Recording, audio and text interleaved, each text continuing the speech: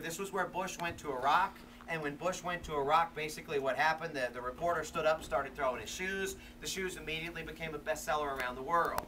The argument that Bush made was, this is not all bad. Why? They have the freedom to do that. They have the freedom to throw shoes. They have the freedom now to express dissent. They have the freedom to raise issues that are now going to force you to ask me questions about what he just did, so he's going to be able to serve his point.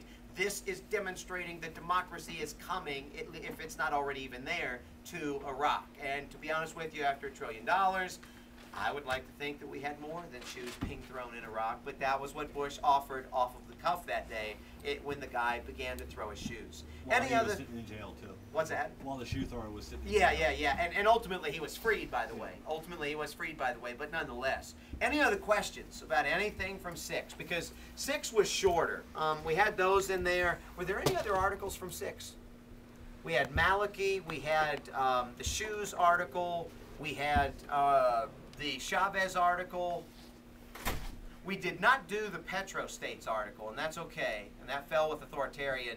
Maybe give that one a read over, because basically what that one is saying is the countries that produce the most oil or one resource nations, they are typically authoritarian because they don't have enough to be able to democratize themselves. And if you remember, what was the democratic peace theory?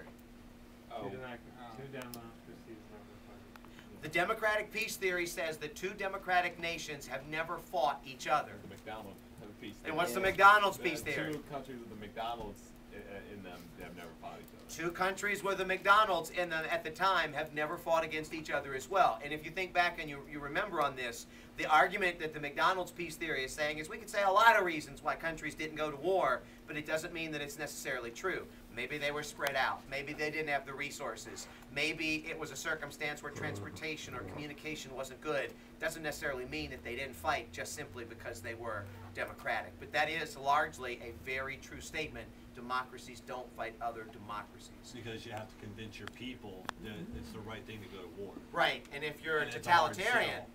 you Just don't. goes. You just do, and they're behind it because they're excited because of everything that you say. And that actually raises the cult of personality clip that I believe I showed as well. So there's a lot of little things in that democracy, authoritarian, the DAT chapter, but you know, give that a good look over, although it will be the smallest one. What time is it, by the way? We're getting close, aren't we? 10 of. Okay, there's no way that I'm going to be able to get through everything for the legislative chapter. So maybe we're going to need to set another time to do that. For our purposes, though, the 2 systems that you're going to need to know are going to be presidential and parliamentary. And we have covered parliamentary. So when you look at the study guide, maybe before Wednesday, and if we do another one, it's going to have to be Wednesday or Thursday. It probably almost is going to have to be Thursday. But as you look at the study guide, note on their terms like direct and indirect election. Note on their terms like fusion and separation of powers. Anytime that one system has one term and the other system has the other term, make sure that you've got a good knowledge of what those terms are.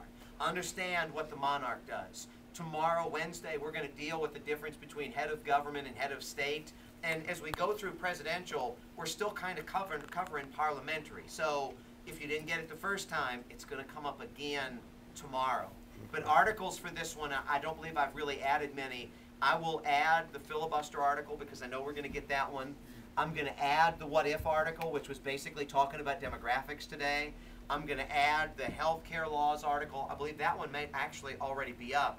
And then we're going to get into what say does the Senate have, which is basically talking about appointments, and that's another article that we'll deal with on Wednesday. Do y'all want to do another session? Sure. Yeah. All right. Yeah, I heard. You can stop it, Brandon.